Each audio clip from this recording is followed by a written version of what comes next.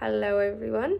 My name is Sarah. I am the exchange student from Ireland and I will be presenting the book Then by Maurice Gleitzman. So this book was really good, really intriguing. I found it very easy to read, very easy to follow, to understand. There was really good language, very readable for children, which I thought was great. Honestly, it was a really good book and I really want to read the rest of the series. But yeah, I just want to say excuse the kind of messy situation we've got in my little room here in Founders at the moment. I am currently packing to go home to Ireland this weekend. So yeah, just to say to you guys in my group, thank you for a great time in Canada. Thank you for the class. I really did enjoy it. Something different that I haven't done at home. So yeah, now we'll just get into it. So this book Then is obviously by Maurice Gleitzman, and he's a renowned Australian children's writer. He was born in January in 1953, and yeah, he's written for TV, stage, newspaper, magazines, but he's best known for children's books and especially for his series of the Holocaust books. Then this one is the second book of Felix and Zelda series. There are Once, Then, Now, After, Soon, Maybe. So seven books. And yeah, I really would love to read Once and Now, just to see how the story progressed. To be honest, once I get home and the library's open, I really do think that I will read these books, and I'm not just saying that. So the plot summary, Then is a historical fiction about Felix and Zelda, who are 10 and 6 years old, determined to escape and survive the Nazi occupation of Poland during World War II. They both understand that if they fall into the hands of the Nazis, they will be tortured and killed. The children are in constant hiding in and around the forest, fighting to survive, and on a quest to find new parents they could potentially look after them. After some time, a Polish woman named Gina takes both Felix and Zelda home, despite the looming dangers of Nazis around the town. Felix experienced bullying from a young boy named Shiril, who is determined to strip him down and uncover him as being a Jew. However, throughout this novel, despite all the cruelties witnessed, Felix's imagination is constant and fueled by his love for a British author called Richmal Crompton.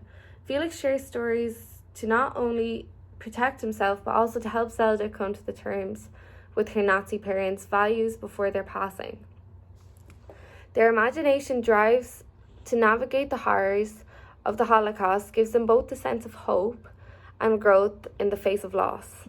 Identity is one of the main themes in this book. From the first chapter, we find out that Felix is Jewish and that his parents have been killed in a concentration camp because of their religion and how they identify. Because of Felix's religion, he has to hide from the Nazis, or else he will be sent to a concentration camp or killed, and he does not want that outcome in his life.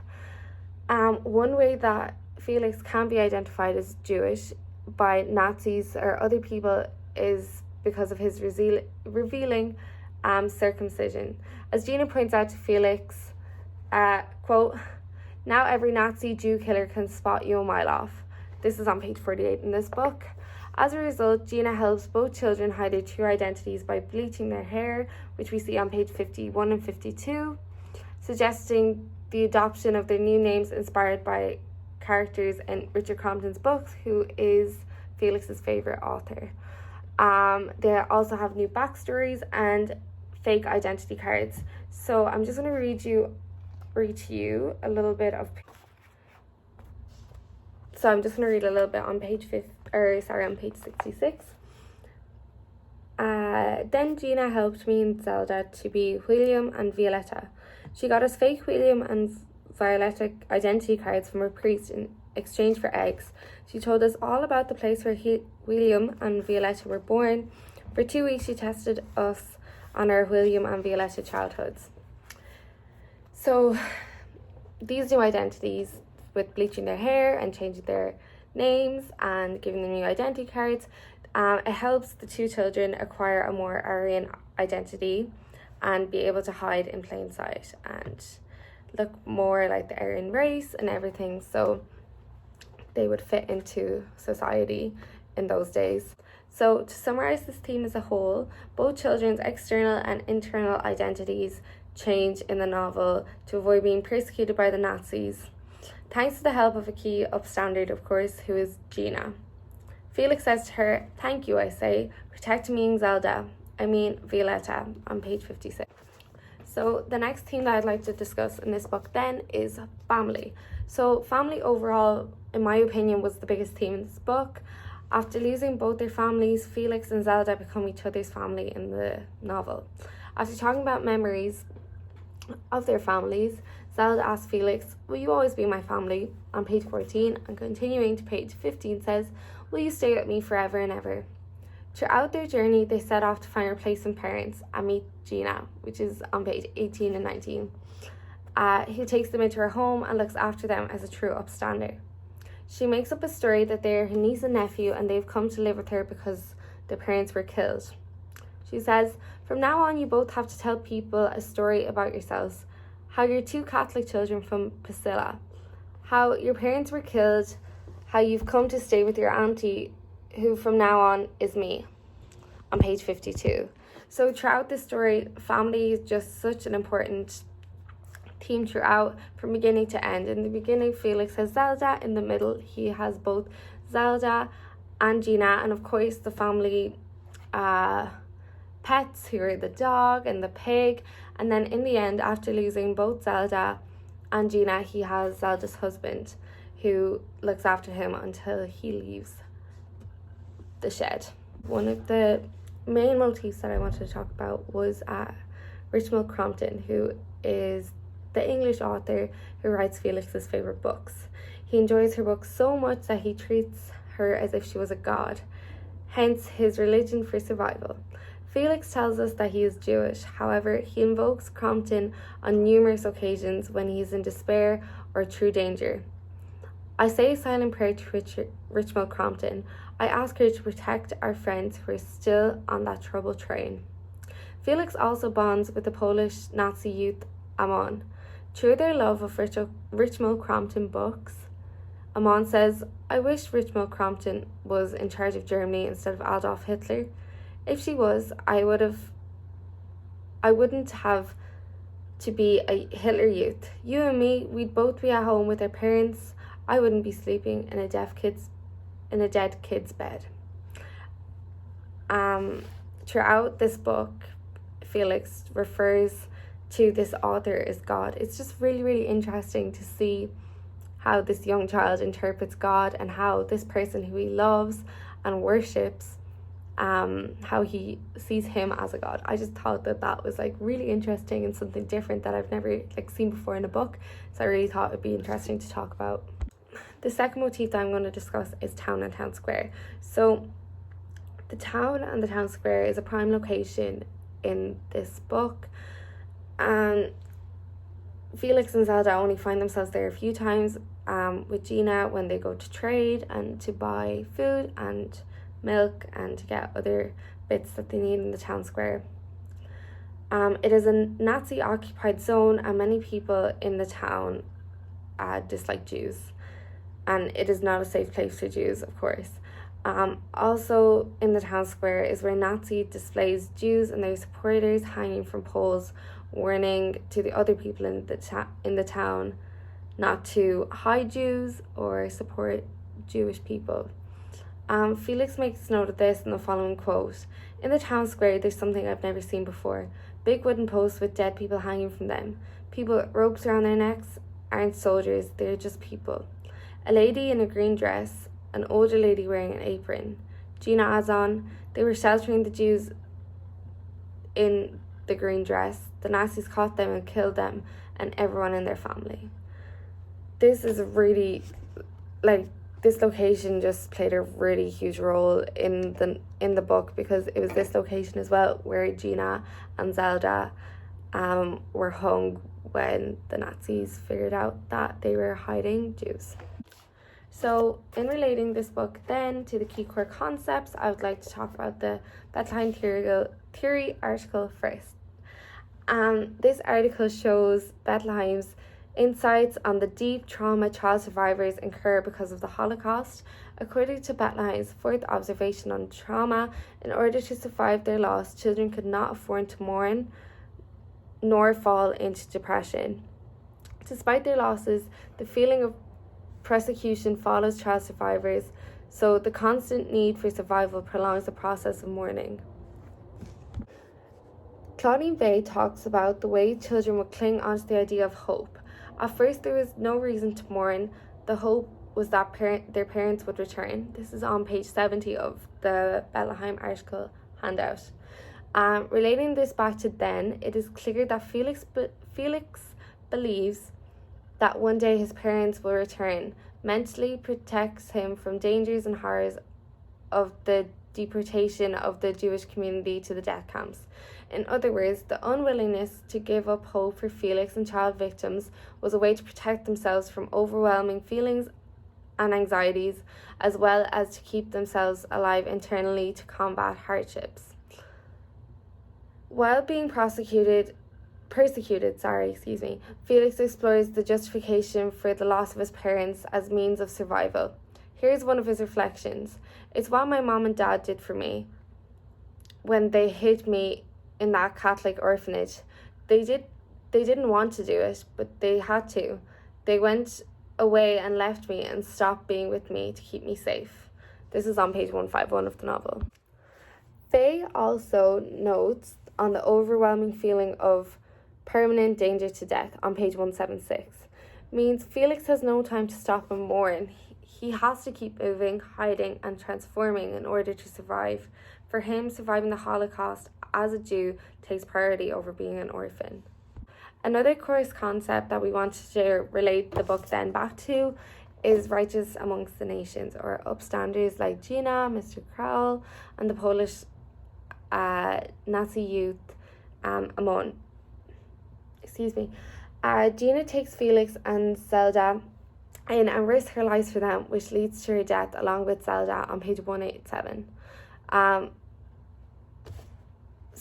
Gina is just amazing. She takes the children in despite her dislike of Jews. She changed their appearance. She gets them identity cards. She feeds them.